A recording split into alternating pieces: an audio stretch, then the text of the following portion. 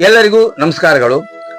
ನಿಮ್ಮೆಲ್ಲರ ಹಿರಿಯರ ಮಾರ್ಗದರ್ಶನದಿಂದ ಶ್ರೀ ಸಿರುಗುಂಪಿ ಮುಖ್ಯ ಪ್ರಾಣದೇವರ ದೇವಸ್ಥಾನದಲ್ಲಿ ಪ್ರತಿ ವರ್ಷವೂ ಹುಣ್ಣಿಮೆಯಂದು ಹಾಗೂ ಮಧ್ವ ನವಮಿ ಕಾರ್ಯಕ್ರಮದಲ್ಲಿ ಎಲ್ಲರೂ ಪಾಲ್ಗೊಂಡು ಪ್ರಾಣದೇವರ ಅನುಗ್ರಹದಿಂದ ಎಲ್ಲರೂ ಮುನ್ನಡೆಯುತ್ತಾ ಇದ್ದೇವೆ.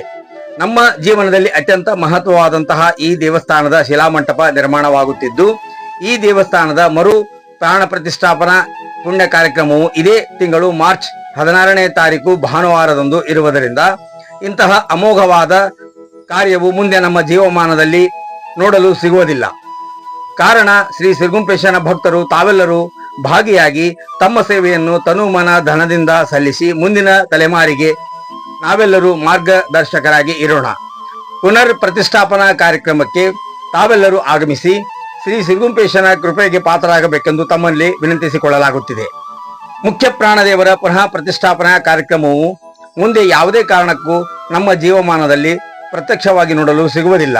ತಾವೆಲ್ಲರೂ ಕೊಪ್ಪಳ ಜಿಲ್ಲೆಯ ಕುಷ್ಟಗಿ ತಾಲೂಕಿನ ಸಿರುಗುಂಪಿ ಗ್ರಾಮಕ್ಕೆ ಆಗಮಿಸಿ ಶ್ರೀ ಸಿರುಗುಂಪೇಶನ ಆಶೀರ್ವಾದ ಪಡೆಯಬೇಕೆಂದು ಸರ್ವರಲ್ಲಿಯೂ ಕೇಳಿಕೊಳ್ಳುತ್ತೇನೆ. ಶ್ರೀ ಭಾರತಿ ಮುಖ್ಯ ಪ್ರಾಣೇಶ ಸೇವಾ ವಿಶ್ವಸ್ತ ಟ್ರಸ್ಟ್ ಸಮಿತಿಯ ಕಾರ್ಯದರ್ಶಿಯಾಗಿರುವ ನಾನು ಭೀಮಸೇನರಾವ್ ಕುಲಕರ್ಣಿ, ಬನ್ನೆಟ್ಟಿ, ಕುಷ್ಟಗಿ. ನಮಸ್ಕಾರಗಳು.